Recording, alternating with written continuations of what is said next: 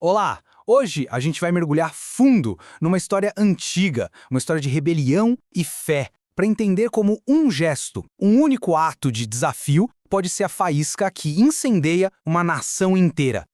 Já parou para pensar nisso? Como é que uma rebelião começa de verdade? É uma pergunta que ecoa pela história. E o mais interessante é que a resposta muitas vezes não está naquelas grandes estratégias, nos planos mirabolantes. Não. Está em momentos bem específicos, singulares.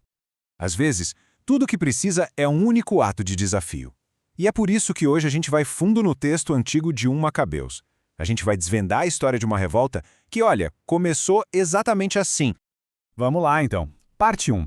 O início da opressão. Para entender essa história, a gente precisa voltar bastante no tempo. Imagina só, século II a.C. A terra da Judéia está sob o controle do Império Grego Seleucida, e um novo rei assume o trono. E esse rei era Antíoco IV Epifânio. Ele tinha uma ideia fixa na cabeça: unificar todo o seu império sob a cultura grega, sabe? Um processo que a gente conhece como helenização. Ele não só saqueou o grande templo em Jerusalém, o que já foi um choque absurdo, mas a próxima atitude dele, foi o que empurrou o povo para o limite. Ele simplesmente emitiu uma série de decretos, um mais severo que o outro. Basicamente, ele proibiu as práticas religiosas judaicas fundamentais, como os sacrifícios, a guarda do sábado e as festas. Mandou construir altares para ídolos e parar com a circuncisão. A pena para quem desobedecesse? A morte.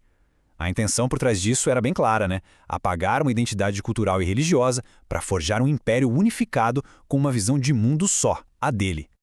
Ok, então. Parte 2. O desafio de um pai. Imagina o clima. As ordens do rei estavam sendo impostas à força em todo lugar. Só que, na pequena cidade de Modim, essa imposição bateu de frente com um obstáculo que ninguém esperava. Um sacerdote já idoso chamado Matatias.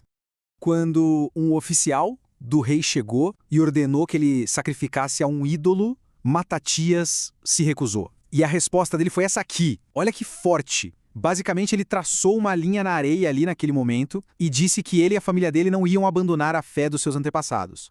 O que aconteceu logo em seguida foi a faísca. O oficial exige o sacrifício e, para piorar, um outro judeu da cidade se adianta para obedecer.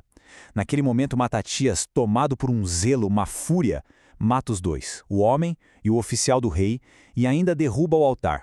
E então ele grita: "Todo aquele que for zeloso da lei, venha e me siga." Foi isso, um ato de fúria e fé que incendiou a nação inteira.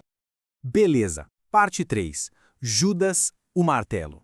Depois da morte de Matatias, a liderança da rebelião passou para o filho dele, Judas. E ele era um homem famoso, sabe? Famoso pela sua força e pela sua ferocidade na batalha. Tão famoso que ele ganhou um apelido. Ele era chamado de Macabeu, que significa o martelo. Então Judas Macabeu, ou martelo, se tornou o capitão de um grupo pequeno, mas muito determinado de guerrilheiros. Eles não tinham um exército formal nem de longe, mas eles tinham uma coisa muito poderosa, uma causa. É claro que o império não ia deixar barato. A resposta foi enviar um exército gigantesco para simplesmente esmagar a revolta de uma vez por todas. E não era qualquer tropa, não. Era um exército profissional, muito superior em número e em equipamento. A ideia era aniquilar a rebelião e rápido. E aí a gente tem um cenário clássico de uma guerra assimétrica. De um lado, os rebeldes macabeus com alguns milhares de homens e armas limitadas. Do outro, o exército seleucida, com mais de 40 mil soldados de infantaria e 7 mil cavaleiros profissionais. As chances eram praticamente nulas. Era uma luta de Davi contra Golias, só que em escala nacional. Só que Judas inspirou seus seguidores com um tipo diferente de força. A fé e as táticas de guerrilha dele levaram a uma série de vitórias assim completamente chocantes contra as forças do Império. Era a prova do que ele mesmo dizia: a força não vinha dos números, mas do céu. E vamos para a parte 4, o templo retomado. Depois de derrotar vários exércitos, Judas e seus homens miraram no prêmio final: libertar Jerusalém e o seu templo sagrado. Mas a cena que eles encontraram quando chegaram lá foi de cortar o coração.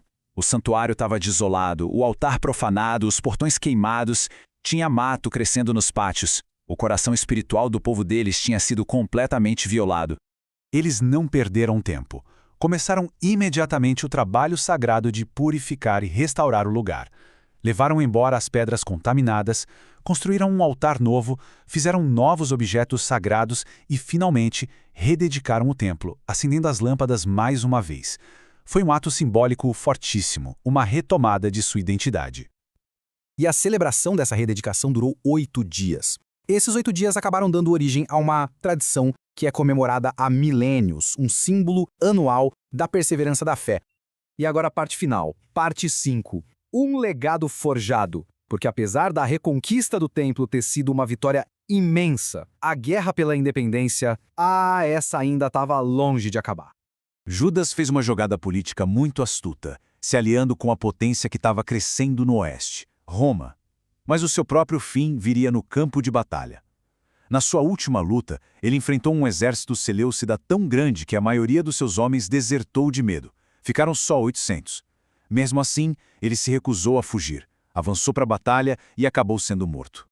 A morte dele foi lamentada por toda a terra. O sentimento era esse: como caiu o valente que libertou Israel? Foi um golpe duríssimo, mas o movimento que ele liderou, a chama que ele acendeu, essa não morreu com ele. A tocha foi passada por seus irmãos. E foram eles que, no fim das contas, conseguiram aquilo pelo que Judas tanto lutou: um Estado independente da Judéia. E essa história toda nos deixa com essa pergunta, né? Qual é o verdadeiro preço da liberdade? A história dos Macabeus, do martelo e do templo é muito mais do que um simples relato de guerra. É uma narrativa sobre resistência cultural, sobre a luta para preservar uma identidade contra forças que querem assimilar tudo. E nos deixa com essa questão profunda sobre o custo real da liberdade de crer e de ser. Uma questão que, assim como a própria história, continua muito viva e relevante até hoje.